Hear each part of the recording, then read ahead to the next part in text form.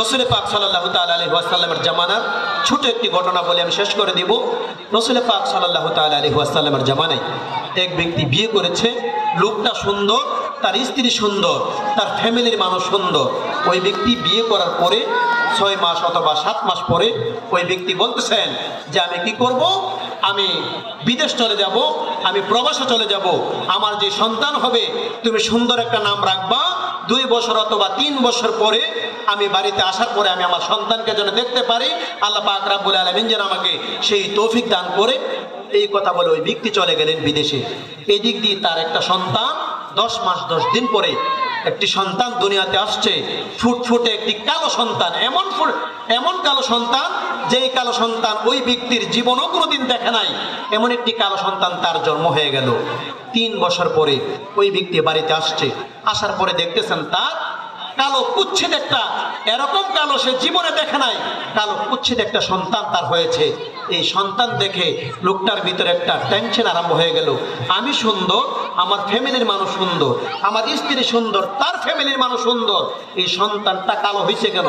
মনে হচ্ছে সন্তানটা আমার না, এটা অবৈধ সন্তান। আল্লাহু আকবার বলেন। এই সন্তান আমার নয়, এই সন্তান অবৈধ সন্তান। এই কথা চিন্তা ভাবনা করে ওই পুরুষ তার এই সন্তানকে আদর করে না, স্ত্রীর সাথে তেমন একটা কথাবার্তা বলে না। তো স্ত্রী 2 দিন 3 দিন হয়ে গেল, স্ত্রী বলতেছেন স্বামী তুমি আমার এই সন্তানটা আদরের সন্তান, তুমি বললা তার নাম রাখার জন্য, সুন্দর নাম রাখলাম, কিন্তু তুমি তাকে দেখতে আসো না, আদর করো না, কারণ কি?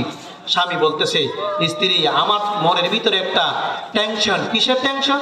যে তুমি সুন্দর, আমি সুন্দর, আমাদের ফ্যামিলির সব মানুষ সুন্দর, কিন্তু এই বাচ্চাটা কালা, মনে হচ্ছে এই বাচ্চাটা আমার নয়, আমার ঔরস জাতক নয়, এটা অবৈধ সন্তান। এই কথা শোনার পরে স্ত্রী কান্নায় ভেঙে পড়লো যে তুমি এটা কি শোনাইলা, আমাদের সন্তানকে তুমি অবৈধ বললা, তোমার সংসার আমি করব না। তবে আমি একটা জিনিস তোমাকে বলতে চাই, এই সন্তানটা অবৈধ না বৈধ, এই জিনিসটা যতক্ষণ প্রমাণ না হবে ততক্ষণ পর্যন্ত আমি তোমার সাথে কথা বলবো না। 1450 বছর পূর্বের ঘটনা। ওই সময় ডিএন পরীক্ষার সিস্টেম ছিল না, কিভাবে করবে? তারা দৌড়ে রসুল পাক সাল্লাল্লাহু তাআলা আলাইহি সাল্লামের দরবারে গেলেন। জোরে জোরে কই সুবহানাল্লাহ। স্বামী এবং স্ত্রী নবীজির দরবারে গেলেন। নবীজি সাহাবা কেরাম নিয়ে মসজিদে নববীতে বসে আছে।